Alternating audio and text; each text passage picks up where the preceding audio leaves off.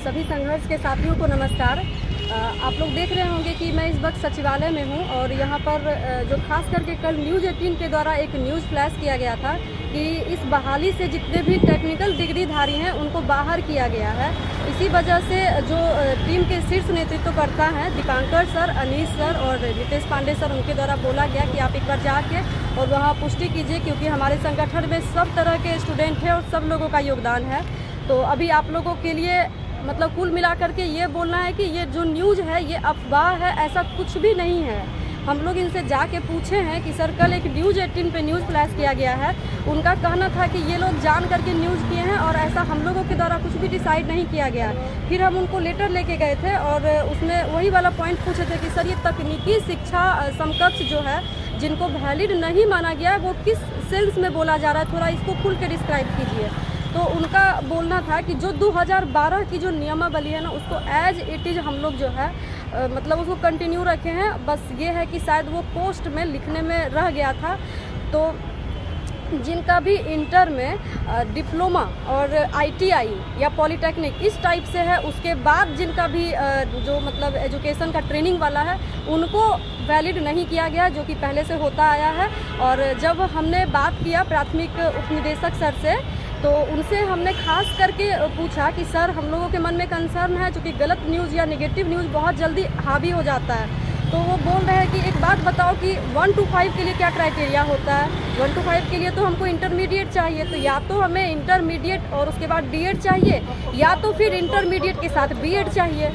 तो इसमें कहाँ से ये आ गया कि हम ये जो भी टेक्निकल डिग्रीधारी है BBA, B.Tech, उसके बाद फिर BSc IT या जो भी मतलब इस टाइप से BCA, इन लोगों को हम वैलिड नहीं कर रहे हैं। इस टाइप का न्यूज़ गलत फैलाया गया है। हमें आपके इंटर की डिग्री से मतलब है और B.Ed से मतलब है। तो हम उससे पूछे कि सर ठीक है आप ये बात तो कर रहे हैं, लेकिन B.Ed तो हम लोग ग्रेजुएशन बेसिस पे किए हैं ना, जो उसमें जिनका टेक्निकल होगा उनको आगे दिक्कत नहीं होगा। तो वो कह रहे हैं कि हमें कुछ भी नहीं चाहिए, आपका सब्जेक्ट होगा ना उसमें। जब आपको यहाँ पे B.Ed करने के लिए अलाउ किया गया था तो कैसे दिक्कत होगा। हम उनसे फिर ये भी डिस्कस किए थे कि सर LNMU का जो एंट्रेंस एग्ज़ाम होता है उसमें खास करके एक अलग से स्पेशल कॉलम मेंशन किया जाता है कि जिनका भी टेक्निकल डिग्री है उनका 55% होना चाहिए, आफ्टर दैट वो B.Ed कर सकते हैं। वो बोले खुल करके कि ज़्यादा दिमाग मत चलाओ और आराम से जाके तैयारी करो।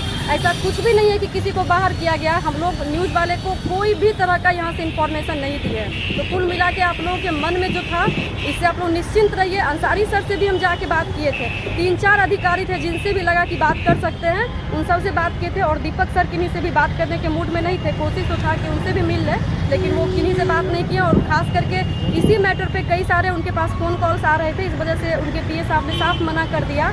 और एक और न्यूज़ यहाँ से बता देते हैं कि सचिवालय से ये बोला गया है कि 2 से 3 दिन में हम लोग विज्ञापन जारी करने वाले हैं, ये खुल करके बोला गया है।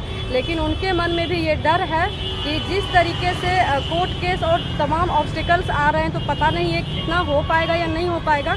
लेकिन अगर सब कुछ सही रहा तो 2 से 3 दिन में विज्ञापन जारी कर दिया जाएगा, ये अंसारी सर साफ बोले हैं। तो आप लोग इस चीज़ से निश्चिंत रहिए। और हमें यही इन्फॉर्मेशन मिला था, हम इसमें जो जितना भी बात हो पाया वही चीज़ पता है। हमने उनसे एक चीज़ और पूछा था कि सर कट ऑफ डेट क्या रहेगा, तो कह रहे हैं कि सब कुछ हम तुम्ही को बता देंगे, क्या 2 दिन वेट करेंगे। बहुत बहुत धन्यवाद।